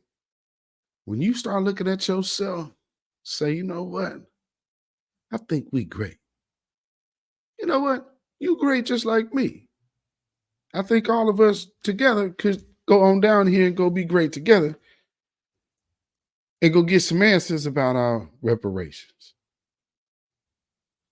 And I'm telling you, I firmly believe this is why they were moving the way they were this last week. And so once again, double salute to all of the participants of the original, the first October 16th. They heeded the call of the minister and all of these other ministers and organizations and whatnot got together to go meet in Washington. And first, see, here's the other thing. We come in with an agenda. And one of the agendas of that was reconciliation, atonement, a cleansing, if you will. 30 years later, all of those people have offsprings. Who do you see now that they're worried about the next voter block? It's them. It's their offspring. It's the children. It's the remnant. Because he understands the remnant of those of us who was adults. I wasn't able to attend, but because of my job at the time, I was not able to go. But understanding that for everybody who could, And this would have really been bigger for everybody who could have actually made it. But even still, this place was packed out. And this is all the way down. Like, this thing was like, you know, a little under the March on Washington, I believe. But this is a lot of people. They had screens out there and everything. Man, it looked like inauguration. For those who weren't around to see, and had all of the black leaders up there, it was a day of blackness, man. It was a dope day. So I would like to say double honors to all of the participants, the speakers, and the people who attended, and the people who helped get the people there, and all of the folks who helped and service, and you know, all of the folks, man, security, all of that. Because I see very clearly what their issue is, and our unity is a beast. So what I would just say and strongly encourage y'all to be mindful of when you start seeing these waves of things being pushed at you like this week was. Look back and say, why is it happening right now? Family, do you see this woman right here? She is running for president of the United States. Just a few months ago, we was telling you how bad Joe Biden was. History in modern day, because I think it happened once before, so the second time in history, they had to do this and basically formed a coup to install a presidential candidate who will have on their lips democracy. They will take your vote and shame you for not laying down and giving her your support. And then you're a misogynist for a campaign and an administration that was so bad. The leader of it had to step down. That administration is still equally as bad. It has not changed, and it is no promise of change.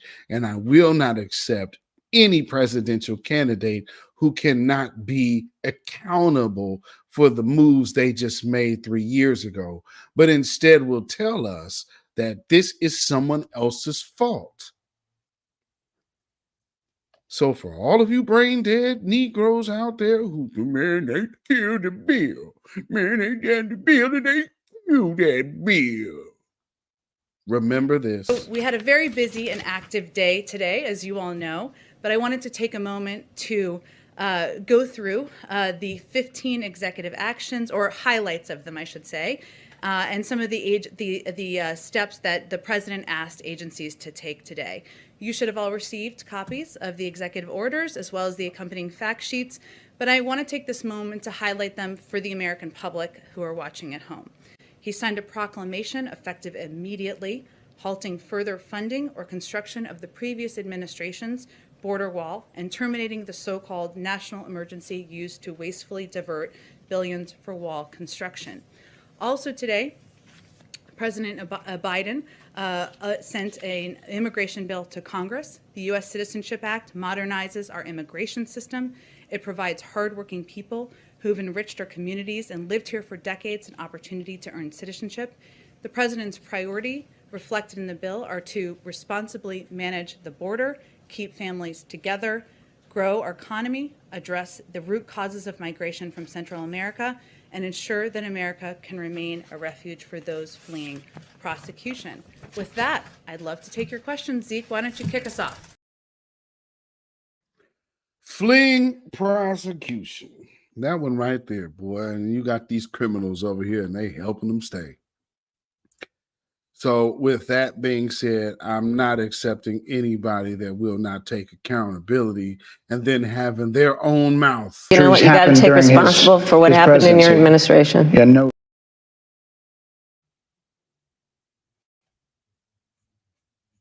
So before we go, a quick revisit. How many illegal immigrants would you estimate your administration has released into the country over the last 3.5 years? Well, I'm glad you raised the issue of immigration because I agree with you. It is a topic of discussion that people want to rightly have. And you know what I'm going to talk about. Yeah, but right do you now, just a which number? is- Do you but- think it's but- 1 million, 3 million? Brett, let's just get to the point. Okay, the point is that we have a broken immigration system that needs to be repaired. So your And- Homeland Security Secretary said that Well, no, 85% but of I'm not apprehensions. finished. I'm not finished. We have It's a an rough immigration estimate of system 6 million people that have been needs to be- released into the country. And let me just finish. I'll get to the question. I promise you. I was beginning to answer. And when you came into office, your administration immediately reversed a number of Trump border policies. Most significantly, the policy that required illegal immigrants to be detained through deportation, either in the U.S. or in Mexico. And you switched that policy. They were released from custody awaiting trial. So instead, included in those were a large number of single men, adult men, who went on to commit heinous crimes. So looking back, do you regret the decision to terminate Remain in Mexico at the beginning of your administration? At the beginning of our administration, within practically hours of taking the oath, the first bill that we offered Congress, before we worked on infrastructure, before the Inflation Reduction Act, before the CHIPS and Science Act, before before the bipartisan Safer Communities Act, the first bill, practically within hours of taking the oath, was a bill to fix our immigration system. Yes, ma'am. It was called And- the U.S. Citizenship Act of 2021. It was essentially a pathway to citizenship for the. Yes, ma'am. May I finish responding, please? Did you hear what he just said? And see what I just played. See what she keeps trying to talk over is what Psaki just told you. It's a pathway to citizenship for 11 million people who already illegally entered. And think about since then. If you are a foundational Black American and you believe you should be voting Democrat because Donald Trump's the prospect of him being president in 4 years, an 80-year-old man at 4 years, it has you frightened versus a woman who was placed in front of you, held out of view for 40 days. 40 plus days, hasn't told an honest answer ever because she's an attorney. So one thing she doesn't do is answer direct questions. So she's a professional liar and a flim-flammer. And then she gets up here and then doesn't take accountability. That is the problem there. No one can trust anyone who would do all of these executive orders and then 3.5 years later sit up here like they are dumbfounded of how they got here because it's somehow Donald Trump's fault, who was not in office. The first thing you have to do when bringing up Donald Trump in this case and scenario, Democratic shields and you pundits out there, you have to first address the fact that his laws were the ones that were removed day one by this administration. And with a stroke of the pen, you put these people. Do y'all remember the caravans of people once he got voted in? Once they certified the election of Donald or of Joe Biden, the caravans coming from South America to the border. Why was that happening? If this wasn't a plan, we should never forget the betrayal of the Democratic Party to the Black vote. They had them people on standby. And now you see all of these people in your cities. Can't tell me to vote for that in good conscience, can you? There's no, he's a racist. What is this? Because they're not screaming the N-word at you, you think it's good for you. Well, I'm sorry. I got better sense than that because I know what danger looks like. And I would never subscribe to something so idiotic. But this right here, and you want a person who refuses to take any accountability, and you want to give her the reins to this land, the strongest world country in the world, strongest nation in the world, and you want to put her at the helm of it, one who won't even acknowledge a mistake. Her international game is not ready. But even if you believe it is, and the people who want you to believe it is what you really should be worried about. Somebody really wants you to believe that this woman is something to vote for after she couldn't even win a vote in the primary. But you have to let me finish. You had the please. White House and the House and the Senate, I'm and in they the didn't middle bring up of that bill. responding. Now, the one thing he said right there, and those are the two takeaways from that little piece that I wanted to take away. Barack Obama, you come bring yourself back around black folks. You had the Senate and the House. You could have did something for black folks. Kamala Harris and Joe Biden, you had the Senate and the House when you came into office. You could have easily done something for black folks. Both of y'all did nothing. And so by that regard, no Democrat has any business wagging their finger at black men. And understand that you and your benign neglect is what caused this. This is a Democrat problem, not a Kamala Harris problem. She's a trash candidate anyway, because no one voted for her. But this is even more so how much your party is in major disarray. But I will close with this point. I'm going to go back to our good brother Marcel. Because here's the point. We don't owe Ukraine nothing. And we don't owe these illegal aliens nothing. We don't owe Israel nothing. And Taiwan and all of this, they over here to see that all of a sudden America's allies are starting to get testy. So there's this whole thing going on with China. And then America's sending troops over there to help Israel, which is a big mistake. But again, look at how it's happening. So people talk about Donald Trump. They're putting a situation in place to where the country could literally be at war before the end of the year. So, they talk about, martial law and this and that. Just keep that in mind, because again, Donald Trump ain't the one who's in power. And when Donald Trump was in office, he damn sure weren't talking about censoring folks. So I just put that in perspective. But again, going back to how we began this broadcast and the point that we're making here this evening, it is the power of the grassroots. And we are shaping our own futures straight like that. And so with that being said, we're going to close out with our good brother, Marcel Dixon, once again. Reparations is not based on race. It's based on status. A black person who comes here from Nigeria or Jamaica or Brazil, they're not owed a penny from America. They chose to come here. We are talking about the people who are freedmen, the descendants of people emancipated by this country. We still know those people because you are one of those people. I am one of those people. A lot of those people here in the audience, I just told you I could break down my genealogy, my dear Nana.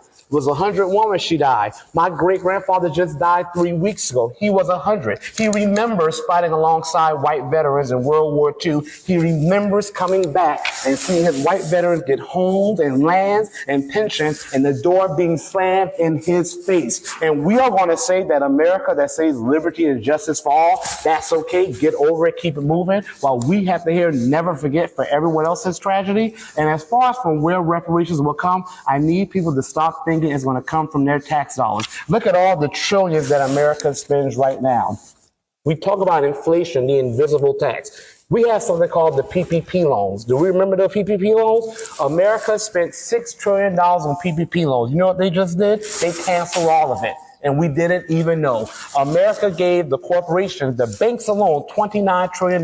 You know what they did with that? They canceled all of it. So let's stop acting as if America is as hamstrung by debt as they want to pretend. Because when America wants to pay for something, they find a way to do it. And truth be told, the corporations, again, aren't hurting. The defense manufacturers aren't hurting. It's only Americans who are hurting. And that is a choice. We all know it's a choice. That's why we're running for office, because we know this country can do better. So I refuse to accept that this country can't do right by a people they've wronged for centuries, and I refuse to accept that any justice-minded person thinks that's the right thing to do. But I'll say that that's the best explanation that I've heard of that, so thank you for that.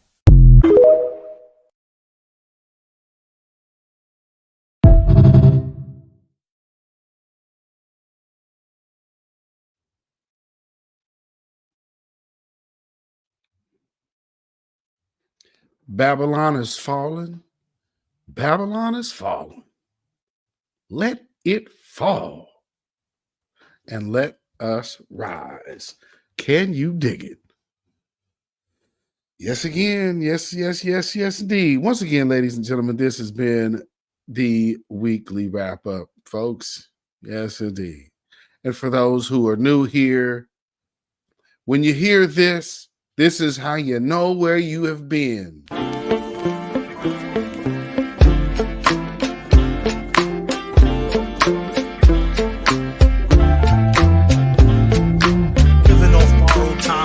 Tick faster. That'll be the hour they knock the slick blaster. Dick dastardly, a monthly with sick laughter. A gunfight and they come to cut the mix master. And living the true gods. Giving y'all nothing but the lick like two broads. Got more lyrics than the church got ooh lords. And they hold the mic at your attention like two swords. Or you the one with two blades on it. Hey you, don't touch the mic like it's AIDS on it. So you might be watching this broadcast and saying, you know, maybe there's something to what he's saying. The power of the grassroots has definitely changed the landscape. But I don't know. Should I abandon the Democrats now and sit it out? Well, I would just tell you, vote your interest. But then there is the crowd that says, man, they ain't never going to give you reparations. The Democrats ain't never going to give you reparations. And the Republicans ain't never. One thing that is not in our vocabulary here about reparations is never. Like there was a James Bond movie that said, never say never again. Because when you do, and maybe that's the thing, maybe it's wishful thinking. You say, oh, we'll say never and then it'll happen. Well, there's also power in words, and don't spellbind yourself by speaking such a proclamation that is not beneficial to you. However, though, those are folks that will come, and there were people that will be paid because there's been a lot of bread broken to make sure that you come out here and you disrupt what we are talking about, because you understand that reparations is about status. And our position in this country is a status. And so, not race-based, not about skin color, simply lineage. And our lineage has a status. And there's a lot of you that right now says, man, you know, that was so long ago. And these people ain't never going to give you nothing. Well, see, and this is why I would admonish anybody who is thinking about continuing on with the DNC. Do you know why they make sure you never have a foundational Black American at this position? Is because they do not want the energy that is in that picture on the right ever showing up while sitting in the big seat of power. Because then you might actually do something for Black folks. So if you have convinced yourself that, oh man, they know us and they know what we need and this and that, their job is to make sure they do nothing for us. If you believe that we should blindly support that, well, I definitely speak for myself. Beatzilla PDX official, the Beatzilla PDX official show. Those of you in the chat, the Grassroots, the voices of new Black media. I think it's safe to say I speak for all parties involved when we proudly dedicate this song to you. Get up off of that cocaine and get up off of that crack. Get yourself together and get your mind back. Hashtag hands off our reparations. You have no rights here. We're not under the empire. Yes, yes, indeed. Family, you can follow me on Facebook, Instagram, and Twitter at BeatZillaPDX. You can email me at OurRealTruth@gmail.com. And if you feel so inclined to put some money in the bucket, you can definitely do so by way of Cash App. That is $BeatZillaPDX. And we also have PayPal, which is Zilla Muzak. That is ZillaMuzak at PayPal. And now, we are going to do what we do here before we get out of here. Going to give a shout out to all of our members this evening. And we got We Next, a.k.a. Dark Skin Brother. What's going on? And Black Anthem in the house. Dark Skin Brother's main page. Cult-like Personality. Antithesis. Judah Yisrael. Key Prince.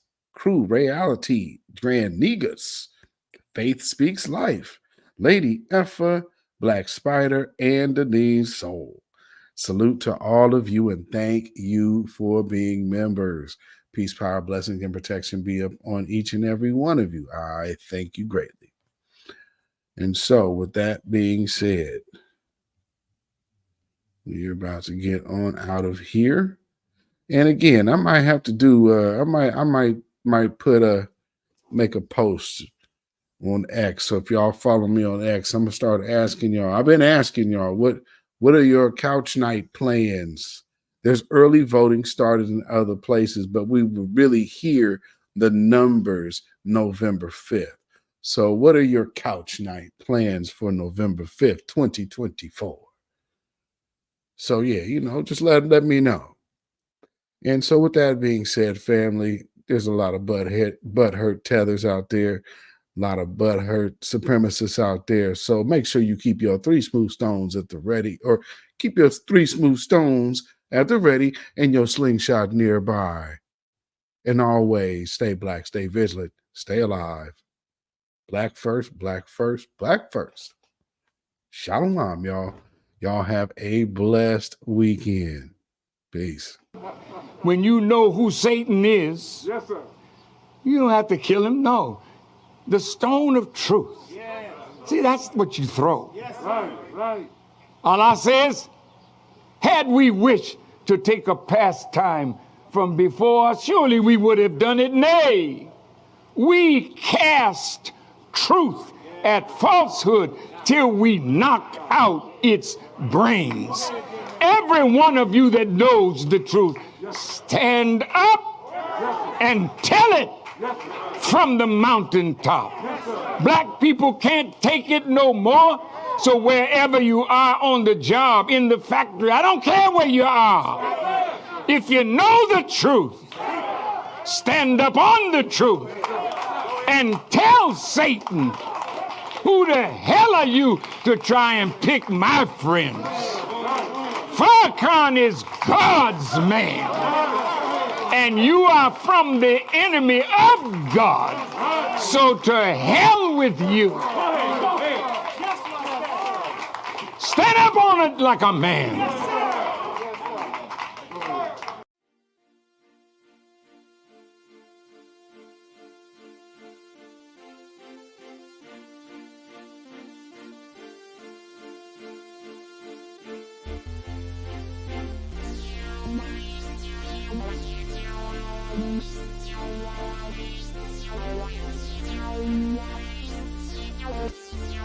Thank you.